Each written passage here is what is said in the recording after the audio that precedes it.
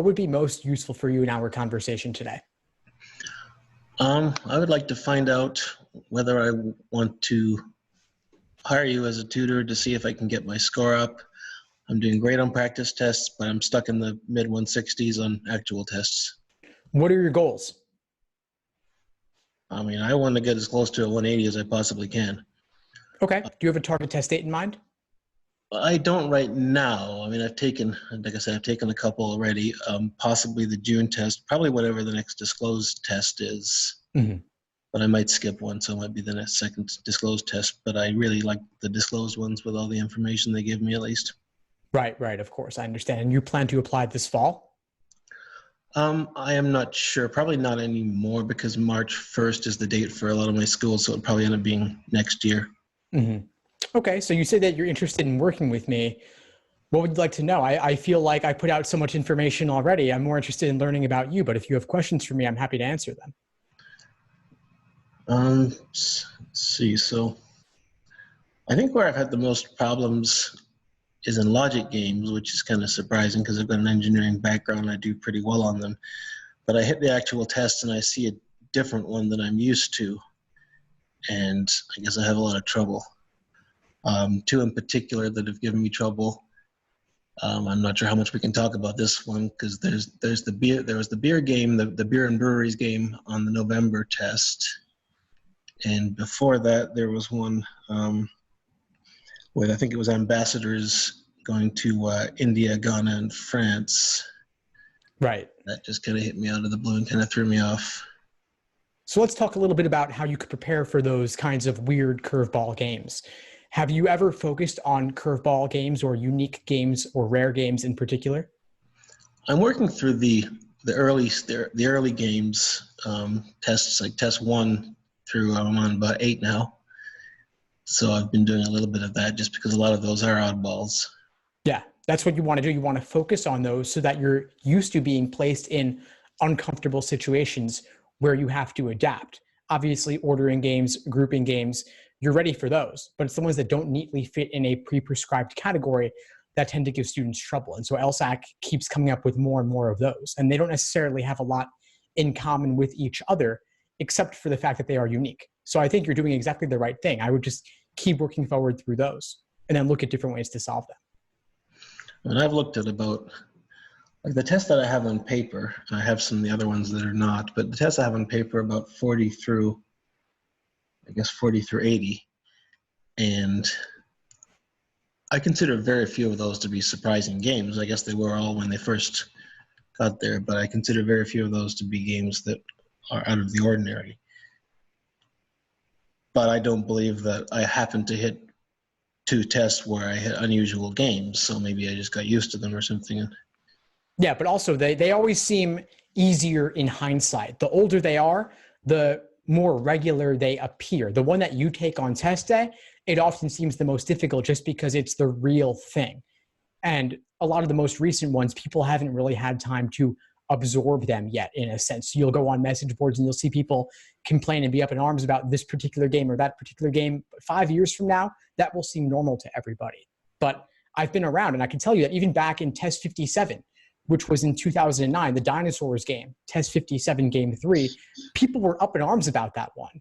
That was considered a curveball at the time. Now I don't think people would look at it quite the same way.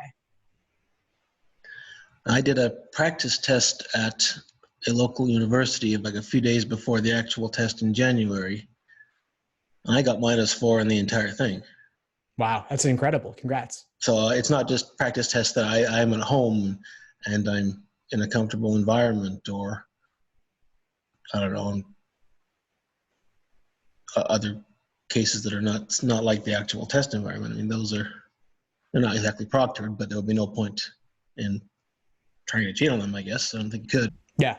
Well, fluctuations from exam to exam are totally normal because one particular tough game might throw you and another one doesn't.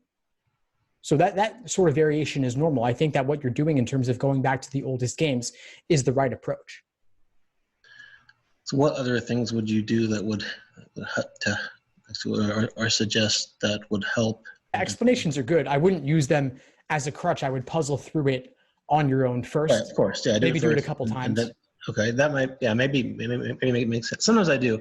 I look at it and say, well, I could have done that differently, but maybe if I make a habit of doing it, especially anything that I think could have been faster, try and do it twice and then look at the explanation. Yeah, and I've got a list of curveball games on my site, starting with prep test 1 all the way up to present. And you're already working through a lot of those, but if you need more, that's a good starting point for you. And just redoing them and seeing that there are different ways to solve them.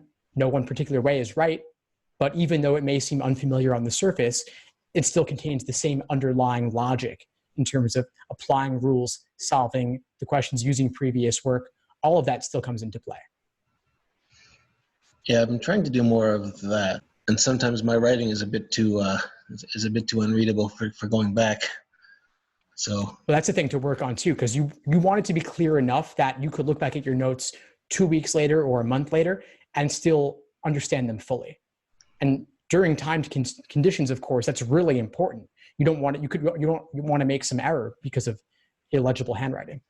I think I've put too much into trying to fit them all on one page, all 4 logic games on one page, rather than using the space I need. Well, that's no longer a concern, of course, with the digital LSAT, the scratch paper. Yes. You have not unlimited space, but more than enough for most people, I would imagine. Yeah, I could probably use a page per game and still be fine with everything else. Oh, I would think so. What about the other sections? Reasoning, reading comp? I don't have a lot of trouble. I mean, sometimes with the last questions in the LR section, which are intended to be tougher sometimes, I usually maintain about a question per minute pace until about maybe 18 or so. And then I kind of consider that bank time, and then I can use that for the more difficult questions. That's the right approach. That's certainly one that I would recommend. RC sometimes gets me time-wise. So I don't know what to say about that. What's your note-taking like for RC? Try to summarize the paragraphs, I guess. So I tried in the past to skim the passage, and that didn't seem to work very well. Decided the first time through I have to actually read it, and then I tried to, like I said, summarize the passages, and then I can use that summary as a guide to find information if I need it. What do your summaries look like? How long are they? How many words? 10 words, maybe, a couple sentences. That's pretty reasonable. That's certainly the most I would recommend. I would see if you could summarize it further, use fewer words. You don't need full sentences, of course, just a couple of keywords to capture the main idea. You had a post recently about getting from 160s to 170s, which is exactly what I'm looking to do. Can you expand a little more on some of those points? Yeah, certainly. So the biggest takeaway from that article is what I call the Socratic review method, which is a technique for reviewing LSAT problems, specifically logical reasoning and reading comprehension. So I find that review is too often the most overlooked part of the LSAT prep process. Reviewing specifically, let's talk about logical reasoning, for example. You want to look at where your misunderstanding is stemming from. Was it the stimulus, the question stem, or the answer choices? If it was the stimulus, what about the stimulus made it confusing? Was it the topic? Was it the way they presented the conclusion and the evidence? Was there filler? Were there confusing indicator words, or were there no indicator words altogether? Do you have to link together conditional statements that are presented out of order? Those are the kinds of things that LSAT can do to ramp up the difficulty level of a logical reasoning question, an argument in particular. Then you might look at the question stem. If they're using unfamiliar wording, maybe that tripped you up. They'll often use unique wording to refer to common question types, but those make it seem like it's a different question type when it's really something quite standard. And then the answer choices in particular, you want to look at what was tempting about the wrong answer choice that made you pick it, and what ultimately makes it wrong. And what was discouraging about the right answer that pushed you away from it, and what ultimately makes it correct. So you're really digging deeper here. I liken this to the Kaizen or Six Sigma approaches, or the 5 whys, where you're really looking to get to the root causes of a problem. What is it about the question that led you down the wrong path initially? Get back to that source. And maybe it has nothing to do with the question itself. Maybe it was just your pacing. Maybe it was your endurance. Maybe you were wrapped up in what came previously. So you really want to get into your game day mindset. Where were you in the moment? What was your thought process like as you were working through the question initially? And keeping a mistake journal to actually articulate this all and write it down is really useful. And of course, you could talk it over with a coach or a tutor or a study buddy, but you want to get out of your own head with this, because it's too easy to say, I get it now, and move on after looking at the correct answer or looking at an explanation. True. Yeah. Before we sign off for today, what would you say is the biggest insight you got from our call? I guess doing the games more than once right away. That seemed like it would be like too easy.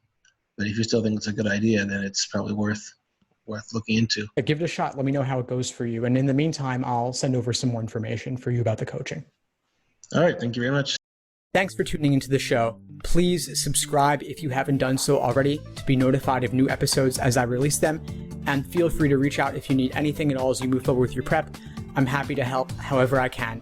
In the meantime, I'll wish you all the best and take care.